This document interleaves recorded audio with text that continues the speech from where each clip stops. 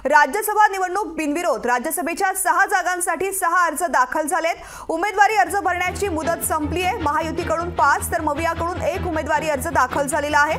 राज्यसभेच्या 6 जागांसाठी 6 अर्ज दाखल झालेले आहेत। उमेदवारी अर्ज भरण्याची मुदत सुद्धा संपली आहे। महायुतीकडून 5 तर मवियाकडून 1 उमेदवारी अर्ज दाखल झालेला आहे। भाजपकडून अशोक चव्हाण, भाजपकडून अजित गोपछडे, मेधा कुलकर्णी यांनी सुद्धा भाजपकडून उमेदवारी अर्ज दाखल केला आहे। तर मिलिंद देवरा यांनी शिवसेनेकडून, प्रफुल्ल पटेल यांनी राष्ट्रवादीकडून, चंद्रकांत हांडोरे यांनी काँग्रेसकडून उमेदवारी अर्ज दाखल केला आहे।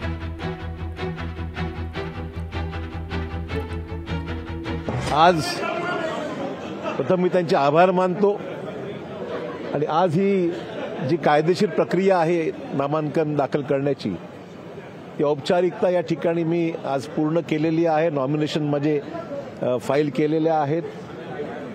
माझ्या आयुष्यातला एक नवीन क्षण मी म्हणेन की एक सुरुवात, नवीन राजकीय सुरुवात या निमित्ताने मी आज या ठिकाणी केलेली आहे। मी आशावादी आहे की निवडणूक चांगल्या पद्धतीने पार पडेल। मी मीडियाच्या माध्यमातून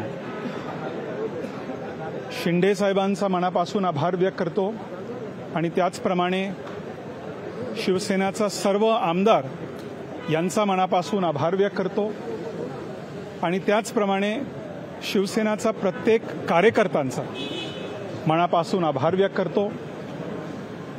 मी प्रामाणिकपणे आणि मी खास करून प्रत्येक कार्यकर्ता यांना आश्वासन देत आहे की मी प्रामाणिकपणे मुंबई, महाराष्ट्र, शिवसेनेचे आणि शिंदे साहेबांचे विजनचा दिल्लीतील संसदेत उत्तम प्रतिनिधित्व करण्याची पूर्ण प्रयत्न करेन। तर आजची उमेदवारी अर्ज करण्याची शेवटचा दिवस, आजचा ही मुदत संपलेली आहे। उमेदवारी अर्ज दाखल करण्यात आलेले आहेत। 6 जागांसाठी 6 अर्ज दाखल झालेले आहेत। आमचे प्रतिनिधी चेतन ननावरे थेट आपल्यासोबत जोडले गेले। चेतन, अपडेट्स। 10 उमेदवारांनी 5 जागांसाठी अर्ज केलेले आहेत। त्या अर्थी आता कुठेतरी ही निवडणूक आहे ती बिनविरोध होणार आहे स्पष्ट झालेलं आहे। अवघ्या 2 मिनिटांचा अवधी उरलेला आहे, मात्र अद्यापपर्यंत कुणीही 7वा अर्जापर्यंत उमेदवार आलेला नाहीये। निवडणूक कार्यालयाजवळ आपण पाहिलं तर एकूणच कुठेतरी आता ही निवडणूक आहे ती तुर्तास तरी आता बिनविरोध होत आहे।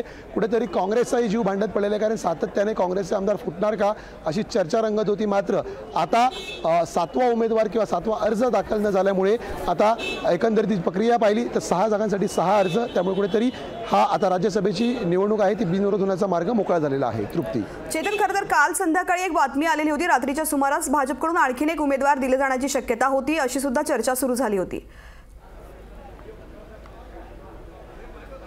निश्चितच तृप्ती, एक 4था उमेदवार भाजप पुरस्कृत असेल आणि तो अपक्ष अर्ज दाखल करेल अशी ही चर्चा काल रात्रीपासून रंगत होती। मात्र या संदर्भात आतापर्यंत 7वा अर्ज आलेला नाहीये, त्यामुळे कुठेतरी आज सकाळपर्यंत जी चर्चा रंगलेली होती त्याला पूर्णविराम देण्यात आलेला आहे। कारण एकंदरीत जर आपण महायुती आणि महाविकास आघाडी यांच्या मतांचं जर संख्याबळ पाहिलं तर कुठेतरी बिनविरोध होण्यासाठीच निवडणूक अशा प्रकारचा कोटा दिसून येत होता। मात्र भाजपकडून सातत्याने राजकीय दबाव तंत्राचा वापर केला जात होता। काँग्रेसच्या आमदारांची त्यासाठी काँग्रेस ताटेची बैठकही बोलवली होती। या बैठकीला कुठेतरी काँग्रेसचे 9 आमदारही अनुपस्थित होते, त्यामुळे काँग्रेसच्या गोटात मात्र खळबळ माजलेली होती की 7वा अर्ज कोण दाखल करणार आणि आपले आमदार फुटणार की तसेच कुठेतरी अबाधित राहणार याकडे लक्ष लागलेलं होतं। आणि अखेर कुठेतरी 7वा अर्ज आलेला नाहीये, त्यामुळे काँग्रेसचा जीव या कुठेतरी एकंदरीत निवडणूक प्रक्रियेनंतर भांड्यात पडला असं म्हणता येऊ शकतं। निश्चित चेतन, धन्यवाद या संपूर्ण सविस्तर माहितीसाठी। यानंतर राज्यसभेसाठी उमेदवारी अर्ज दाखल केल्यानंतर मेधा कुलकर्णी यांनी प्रतिक्रिया दिली आहे, पाहूयात। आज अर्ज दाखल केला। अर्ज दाखल करण्यासाठी स्वतः माननीय मुख्यमंत्री एकनाथजी शिंदे साहेब असतील, आमचे नेते, आमचे मार्गदर्शक, प्रभावी नेतृत्व, महाराष्ट्राचे उपमुख्यमंत्री देवेंद्रजी फडणवीस असतील, हेही उपस्थित होते। प्रदेशाचे अध्यक्ष माननीय चंद्रशेखरजी बावनकुळे साहेब हेही उपस्थित असतील। तर यांच्या तिघांच्याही उपस्थितीमध्ये आज अर्ज दाखल केलेला आहे आणि अतिशय मनामध्ये आनंदाची भावना आहे। अतिशय छान काम करण्याची संधी मला पक्षाने दिली। पक्ष वरिष्ठ नेत्यांचं मी मनापासून आभार व्यक्त करते, कृतज्ञता व्यक्त करते। लोकशाही मराठी ऐका, पहा, जागरूक रहा।